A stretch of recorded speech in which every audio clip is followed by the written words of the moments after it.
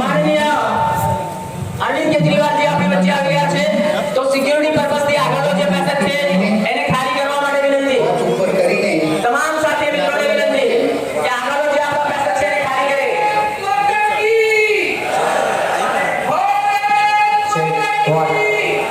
एक बार जोर से भारत माता का जयकारा लगाएंगे, दोनों मुट्ठी बंद करेंगे, हाथ ऊपर करेंगे और जोर से बोलेंगे भारत माता की, भारत माता की, इनकलाब, इनकलाब, वंदे, वंदे, जय जोहार, जय जोहार।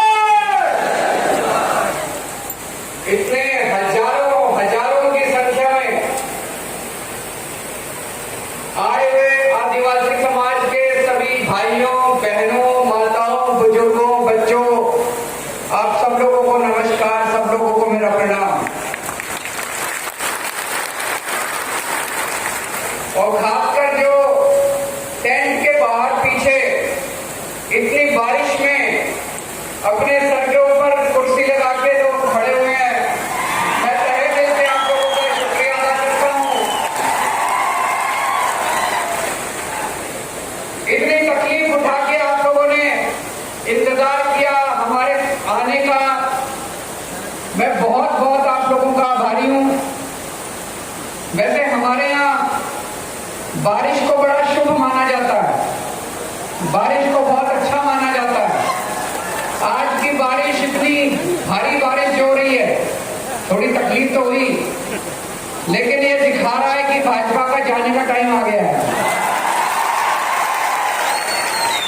अब गुजरात के अंदर नई राजनीति होगी, नई पार्टी आएगी, नए चेहरे होंगे, नई क्रांति होगी।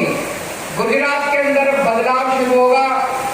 27 साल से जो ये लोग लूट रहे थे, खसोट रहे थे, अब इसको बंद करने का टाइम आ गया। आगे भी नहीं आ गया है। अभी थोड़े दिन पहले लट्ठा कांड हुआ, सुना आप लोगों ने? किस किसने सुना लट्ठा कांड के बारे में? कई लोगों की मौत हो गई, जहरीली शराब पीने से कई लोगों की मौत हो गई, कई लोग अस्पताल में भर्ती हुए, भावनगर के जिला अस्पताल में। उनकी हालत बड़ी गंभीर थी, जिंदगी मौत से जूझ रहे थे। मुझे पता चला, मैं दिल्ली से आया, भावनगर गया अस्पताल में उनसे मिलने के लिए। उनसे मैंने बात की, पता चला, मैंने कहा क्या हुआ था? उन्होंने बताया कि शराब बेचने वाला आया था। तो मैंने कहा कि शराब छुप छुप के बेचते हैं क्या? बोले नहीं, सब रोज आते हैं शराब बेचने, खुलेआम बेचते हैं। खुलेआम बिकती है क्या शराब? आप लोगों से पूछना चाहता हूँ, गुजरात में खुलेआम शराब बिकती है क्या? बोले खुलेआम बेचते हैं। हमने शराब पी और उस दिन हमारे साथ ही हो गया। मुझे बहुत दुख हुआ, बहुत गरीब लोग थे, बहुत गरीब लोग थे, बहुत दुख हुआ। लेकिन दोस्तों, मुझे ज्यादा दुख इस बात का हुआ कि गुजरात के मुख्यमंत्री भूपेंद्र भाई पटेल उन लोगों से मिलने के लिए अस्पताल नहीं गए। मुझे ज्यादा दुख इस बात का हुआ कि जिन लोगों की मौत हुई, जहरीली शराब पीने से जिन लोगों की मौत हुई, गुजरात के मुख्यमंत्री उनके परिवार के लोगों से मिलने के लिए उनके गांव में नहीं गए। हर चीज में वोट नहीं होती, हर चीज में वोट नहीं देखी जाती, इंसानियत भी तो कुछ होती है। मैं इंसान हूं, आप इंसान हो। इंसान इंसान के दुख में काम नहीं आएगा तो कब काम आएगा? हमारे पड़ोस में अगर गांव में किसी की मौत हो जाती है, हम जाते हैं कि नहीं जाते उसके मौत में? सब लोग जाते हैं। क्यों जाते हैं? जाने से पहले सोचते हैं मेरे को क्या मिलेगा वहां जाके? हम ये नहीं सोचते। रिश्तेदारी में मौत हो जाती है, दोस्ती में मौत हो जाती है, गांव में मौत, हम सब लोग जाते हैं। आदमी दुख में काम नहीं आएगा तो फिर क्या फायदा?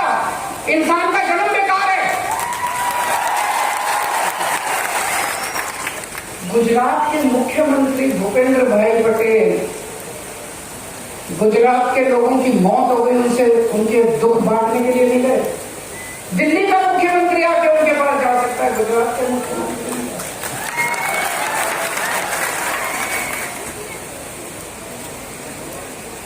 भाजपा के प्रदेश अध्यक्ष सी आर पाटिल साहब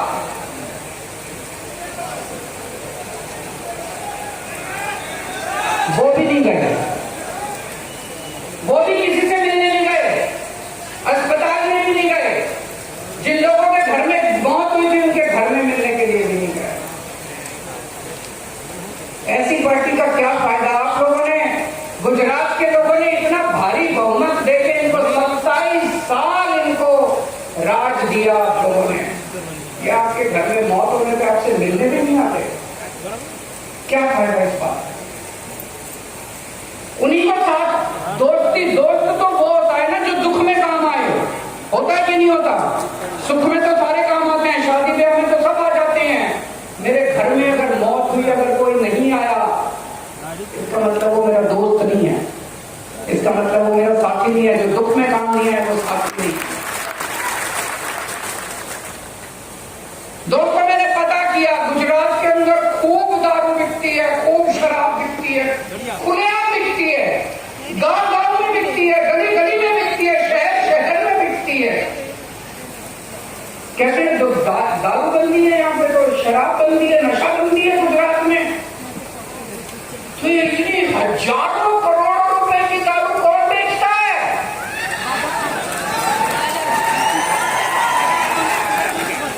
हजारों करोड़ों रुपए की दारू कौन बेचता है? किसका धंधा है ये? कौन पैसे कमाता है इससे?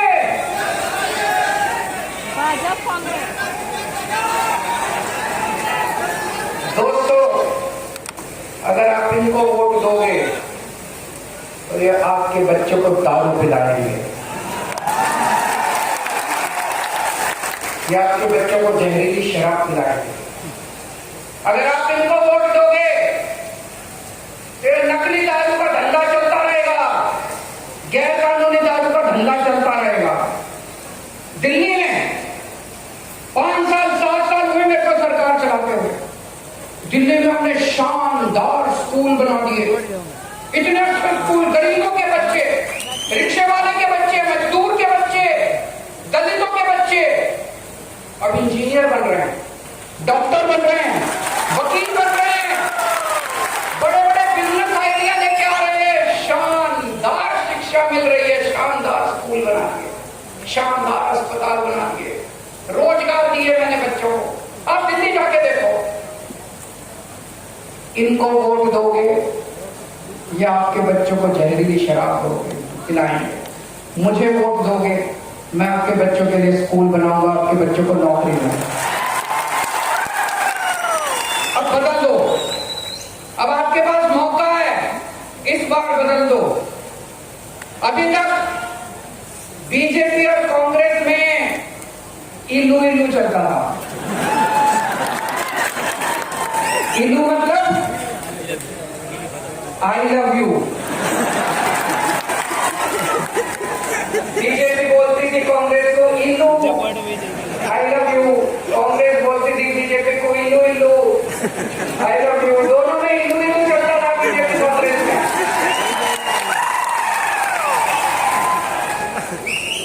दोनों में इलू इलू, दोनों खूब ऐश कर रहे थे दोनों मिलके। आप कांग्रेस को वोट देते थे, वो जाके बीजेपी में बैठ जाते थे। अब ये बंद होगा, अब ये नहीं चलेगा, अब ये इलू इलू की राजनीति नहीं चलेगी, अब ये बंद करनी है इलू इलू की राजनीति। अब ईमानदारी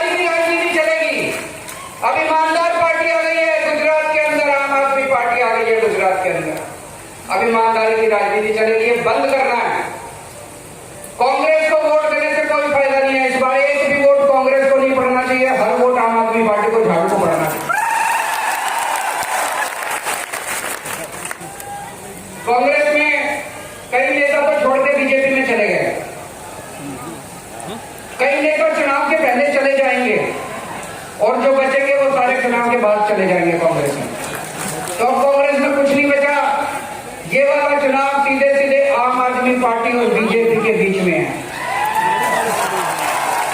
आम आदमी पार्टी मतलब ईमानदार पार्टी, आम आदमी पार्टी मतलब देशभक्त पार्टी, नई राजनीति, नए चेहरे, नई सोच, नई उमंग, नई एनर्जी। और भाजपा मतलब जहरीली शराब, भ्रष्टाचार, नकली दारू। आज मैं आपके बीच में आपके मुद्दों के बारे में बात करने आया हूं। मेरे को भाषण नहीं आता, मेरे को राजनीति करनी भी नहीं आती, मेरे को पॉलिटिक्स नहीं आती, मेरे को काम करना आता है, मेरे को देश के लिए काम करना आता है। मैं भी आम आदमी हूं। आज से 10 साल पहले इस देश में केजरीवाल को कोई नहीं जानता था। एक आम आदमी हूं मैं, इसीलिए मैं एक आम आदमी की समस्या समझता हूं। एक आम आदमी कैसे बड़ी मुश्किल से पैसे कमाता है, अपने बच्चों को पालता है, परिवार को पालता है, महंगाई हो गई है। तो आज मैं आपको कुछ गारंटी दे रहा हूं। गारंटी क्यों दे रहा हूं? गारंटी का क्या मतलब है? ये चुनावी वादा नहीं है। ये लोग भी आएंगे, बीजेपी कांग्रेस वाले भी आएंगे, कहेंगे ये हमारा मैनिफेस्टो, ये घोषणा पत्र, ये हमारा संकल्प पत्र, वो सब झूठे होते हैं। गारंटी मतलब आप टीवी खरीदने जाते हो मार्केट से, टीवी वाला आपको 2 साल की गारंटी देता है कि अगर 2 साल में टीवी खराब हो गया तो वापस। मैं आपको 5 साल की गारंटी दे रहा हूं। अगर हमने काम नहीं किया तो 5 साल के धक्के मार के हमको बाहर निकाल देना, हमको गुजरात में मत घुसने देना। और ये केजरीवाल की गारंटी है, टूटती नहीं है कभी, पक्की गारंटी है। एक एक शब्द में सोच के बोल रहा हूं।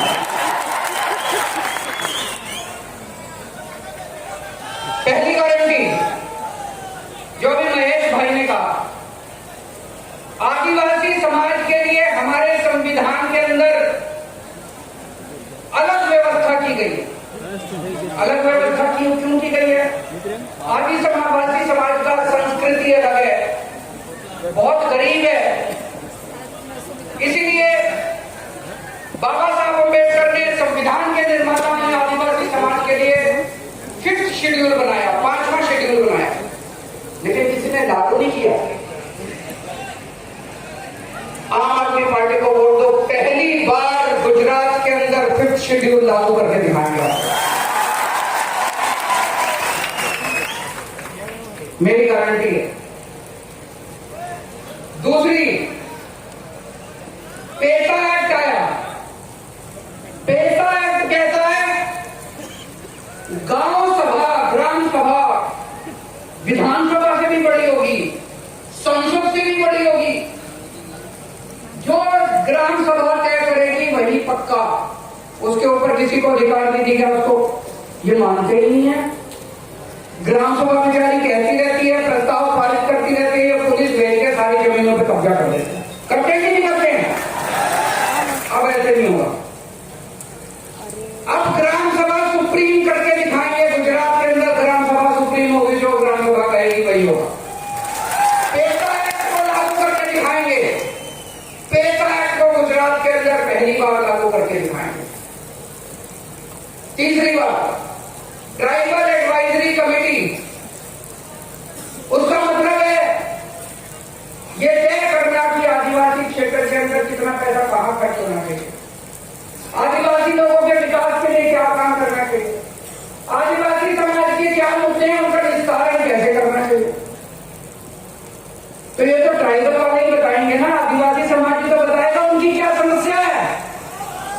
उसके चेयरमैन के रूप में मुख्यमंत्री लड़ जाते हैं। मुख्यमंत्री को क्या पता आदिवासी समाज की क्या समस्या है। ये बंद करेंगे। ट्राइबल एडवाइजरी कमेटी का चेयरमैन होगा आदिवासी समाज से कोई व्यक्ति को ट्राइबल, ऐसे व्यक्ति को बताएंगे जो समाज के बारे में जानता है, आदिवासी समाज के उसकी इज्जत करता है, समाज जिसको जो समस्याओं को जानता है। दोस्तों, मैं आपसे पूछना चाहता हूं, दिल्ली में जब हमारी सरकार बनी, बिजली बहुत महंगी थी। 2015 में हमारी सरकार बनी, उसके पहले बिजली बहुत महंगी थी। हमने दिल्ली में आके सबके लिए बिजली फ्री कर दी। दिल्ली में फ्री बिजली मिलती है, फ्री बिजली मिलती है। फ्री मतलब जीरो बिल आता है, जीरो। कोई टैक्स ये फलाना ढिलवा कुछ नहीं, जीरो बिल आता है। पंजाब में अभी कुछ दिन पहले, 4-5 महीने पहले हमारी सरकार बनी है, मार्च में। हमने पंजाब में कहा था हमारी सरकार बनेगी, हम बिजली फ्री करेंगे। 3 महीने के अंदर सरकार बन गई, 3 महीने के अंदर हमने पंजाब में बिजली फ्री कर दी। अभी पिछले हफ्ते 25 लाख परिवारों के पंजाब में जीरो बिजली के बिल आए हैं। Zero zero zero. कोई अगला पुराना ये वो सर्विस टैक्स फलाना कुछ नहीं, जीरो बिजली के बिल। और अगले हफ्ते 26 लाख और 51 लाख 51 लाख परिवारों के पंजाब में जीरो बिल आएंगे हर महीने। 51 लाख परिवारों के। गुजरात में जीरो बिल चाहिए कि नहीं चाहिए? चाहिए। हाथ खड़े करके बताओ, दोनों हाथ खड़े करके बताओ, जीरो बिल चाहिए कि नहीं चाहिए? जीरो बिल चाहिए कि नहीं चाहिए? ये लोग मेरे को गालियां दे रहे हैं, ये लोग कहते हैं केजरीवाल पैसे लुटा रहा है, केजरीवाल फ्री की रेवड़ी बांट रहा है। केजरीवाल पैसे लेके स्विस बैंक में नहीं लेके जा रहा, जनता का पैसा है, केजरीवाल जनता पे लुटा रहा है। दोस्तों, आज इतनी महंगाई होगी, लोगों ने इतनी महंगाई कर दी, इतनी महंगाई कर दी। अगर मैं गरीब लोगों के घर में थोड़ी सी खुशी ले आता हूं, उनका बिजली का बिल जीरो कर देता हूं, बताओ मैं क्या पाप करता हूं? लाखों करोड़ों लोगों की दुआएं मेरे साथ।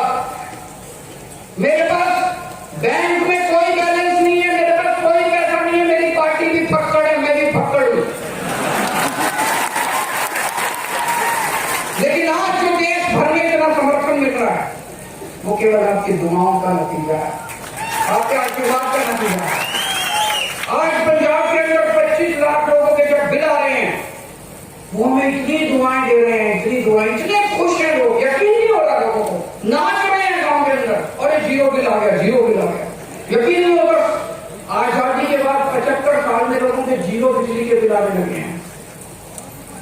हमारी सरकार गुजरात में बनेगी, 3 महीने के अंदर, 3 महीने के बाद जो आपका बिजली का बिल आएगा वो जीरो होगा।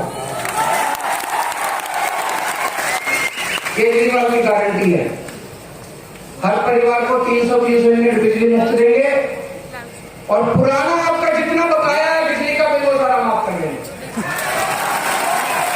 करना चाहिए कि नहीं करना चाहिए? दोस्तों, एक पढ़ा लिखा नौजवान, अनपढ़ नौजवान, कम पढ़े लिखे हमारे बच्चे बेरोजगार घूम रहे हैं, उनके पास नौकरी नहीं है, सरकार कुछ नहीं करती। रोज देखो परीक्षा के पेपर फूट जाते हैं, पेपर लीक हो जाते हैं, जो पेपर देखो वो फूट जाता है। क्यों होगा? इनसे पेपर नहीं होता, सरकार चला रही है, धर्मशाला चला रहे हैं। इनसे पेपर नहीं होता, जिस सरकार से उसको इस्तीफा दे देना चाहिए, जिस सरकार से पेपर नहीं होता।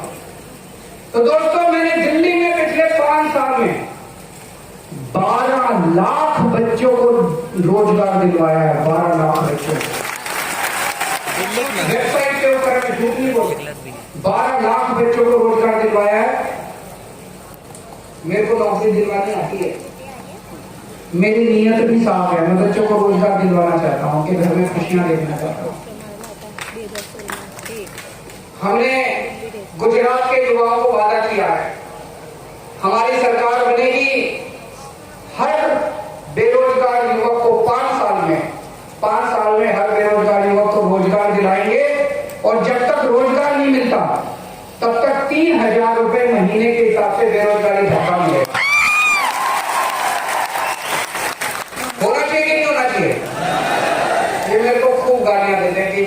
कमीना है, केजरीवाल पैसे लुटाता है, केजरीवाल ये है, केजरीवाल वो है, मेरे को फर्क नहीं पड़ता। मेरा तो आपके साथ इल्लू इल्लू का रिश्ता है।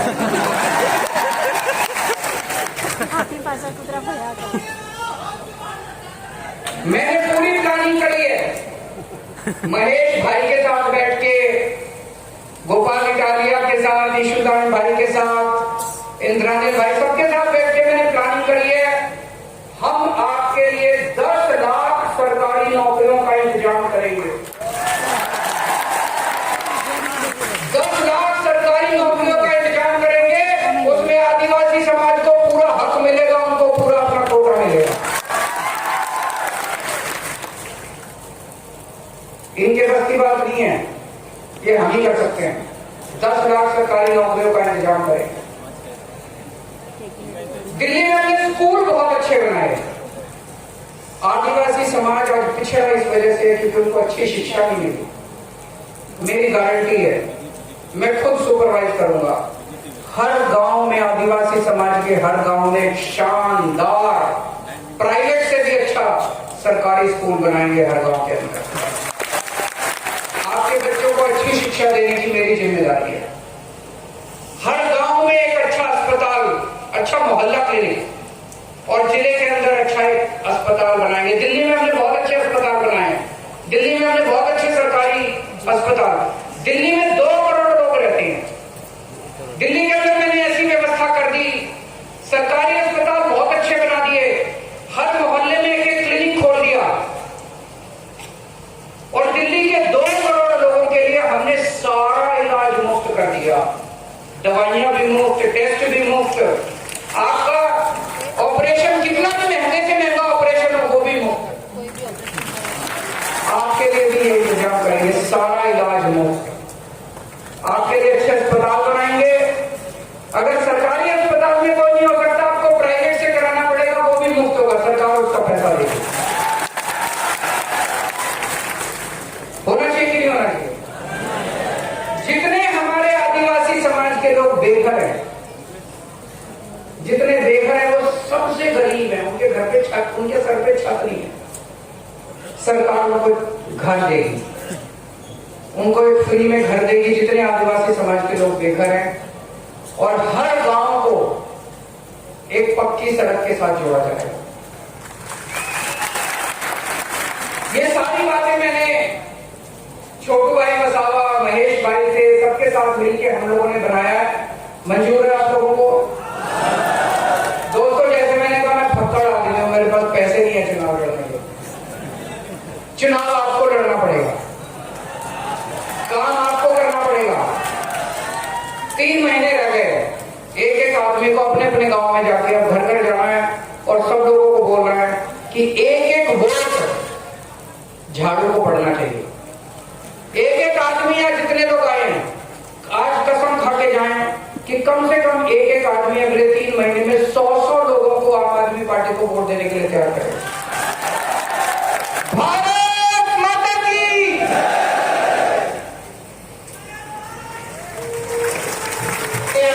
मुख्यमंत्री